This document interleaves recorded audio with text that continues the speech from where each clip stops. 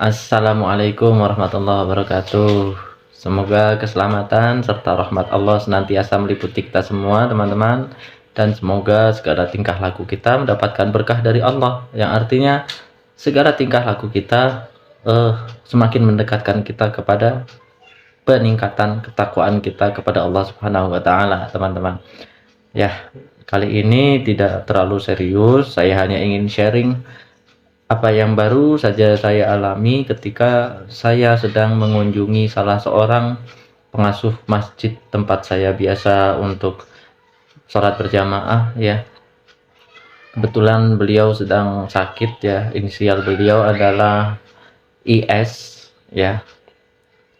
Saya malam hari, ya, berkunjung ke rumah beliau.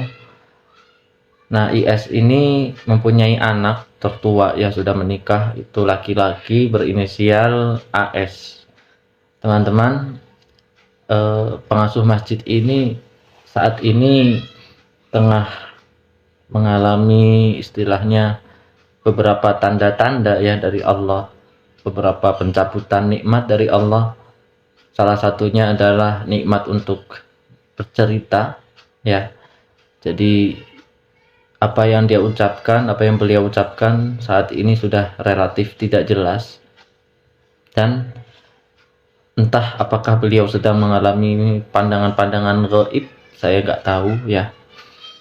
Yang jelas sering kali tiba-tiba bercerita sendiri, menangis sendiri,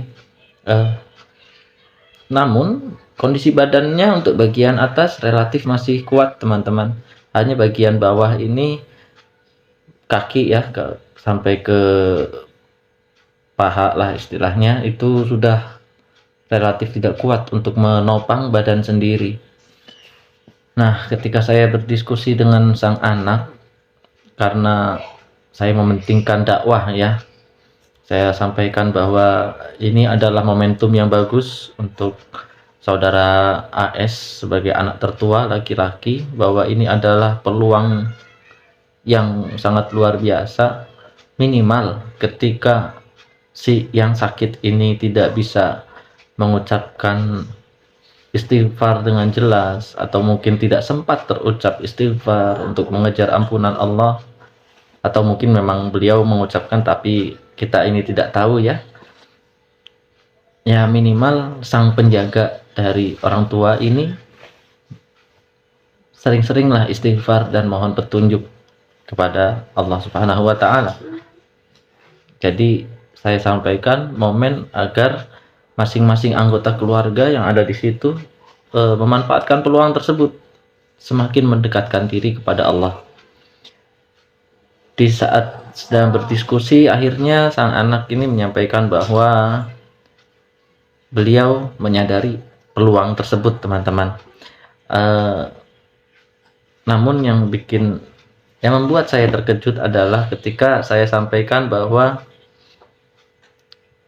apalagi momen ini kalau kau maksimalkan dengan istilah saya itu pacaran dengan Allah Subhanahu wa taala lewat sajadah di tengah malam ketika yang lain sudah tertidur, ketika yang sakit ini sedang tertidur, seperti itu, ya. Tapi ternyata jawabannya luar biasa. Ternyata beliau setelah beberapa hari sebelumnya sudah mengalami proses cuci darah. Ternyata begitu pulang dari rumah sakit beliau belum tertidur, teman-teman. Masih istilahnya mengigau, ya, berteriak-teriak. Jadi sang anak ini memberikan istilah online, ya. Sang anak harus online terus. Jadi saya akhirnya hanya bisa menyampaikan, ya udah, untuk anak AS pokoknya sebisa mungkin sempatkan untuk memohon pertolongan pada Allah, untuk terus diberikan kesabaran, terutama petunjuk kira-kira kepada siapa sang anak ini harus menyampaikan kondisi bapak. Siapa tahu ada yang merupakan pilihan dari Allah untuk membantu proses kesembuhan sang bapak ini. hampir menangis saya di situ, karena saya kembali teringat lagi bagaimana proses yang dialami oleh bapak saya sendiri ketika merawat sang nenek ya. Betapa beliau egois sekali, dan menyampaikan ini ibu bapak ya. Bapak meminta maaf ketika nantinya rumah ini baunya tidak sedap, tapi tolong jangan ganggu bapak karena bapak sedang merawat ibu bapak. Nah, di rumah saya di Jawa, di Tegal ya, kami semua menyadari ini bapak ingin mengambil kesempatan untuk merawat sang ibu, di mana surga bapak saya terletak di bawah kaki ibunya ya. Kami menyambut dengan sangat antusias, kami menyambut, mudah-mudahan nenek saya ridho dengan apa yang dilakukan oleh bapak saya. Saya pun sempat untuk bercerita dengan nenek waktu itu ya, memohon untuk nenek agar ridho dengan apa yang sudah bapak saya lakukan. Dan saya juga sempat berkata kepada bapak saya, bapak yang ikhlas ya, seberat apapun itu pak. Ya alhamdulillah, betapa kuatnya bapak saya sampai akhirnya nenek meninggal, dan bapak ketika video call dengan saya ketika pemakaman nenek saya sama sekali tidak sedih ketika beliau azan di dalam liang kubur nenek. Nah, dua proses ini antara apa yang dialami bapak saya dengan apa yang dialami dengan saudara AS ini patut kita ambil pelajaran teman-teman. Yang pertama, inilah mengapa sabar adalah salah satu kunci masuk surga teman-teman. Karena di situ ada proses yang luar biasa, menahan amarah. Menahan amarah ini akhirnya cara paling mudah adalah dengan mengucapkan istighfar. Ketika seseorang anak sedang merawat orang tua, lantas orang tua di luar dugaan itu merasa kecewa dengan apa yang diberikan oleh sang anak,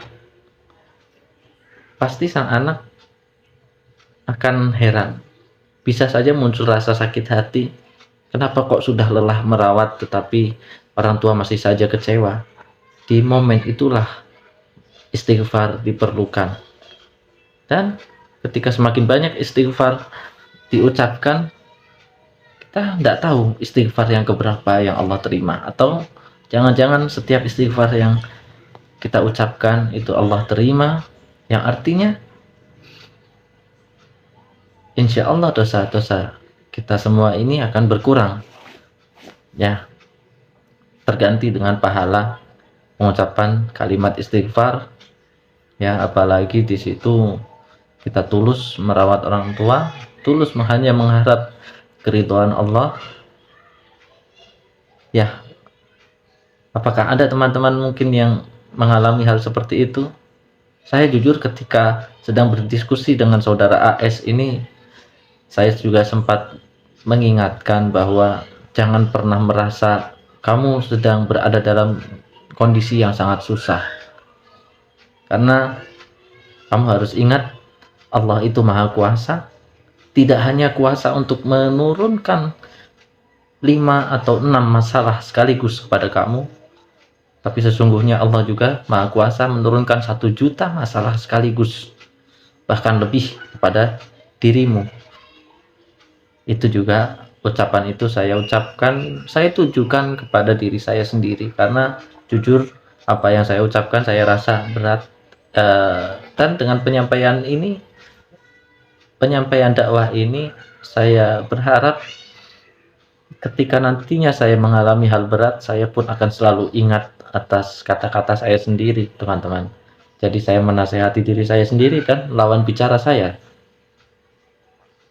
Begitulah, semoga uraian yang singkat ini dapat memotivasi kita semua ya, agar kita tidak mengeluh atas apa yang sedang kita alami, dan kita semakin sadar kita tidak pantas untuk putus asa terhadap rahmat Allah ya. Oke, mungkin itu dulu saja. Ini sudah menjelang waktu maghrib di sini teman-teman. Bagi yang sedang menonton, ketika sudah terdengar panggilan kepada Allah, panggilan Allah untuk melaksanakan sholat, matikan saja videonya, nggak apa-apa ya. Bismillah.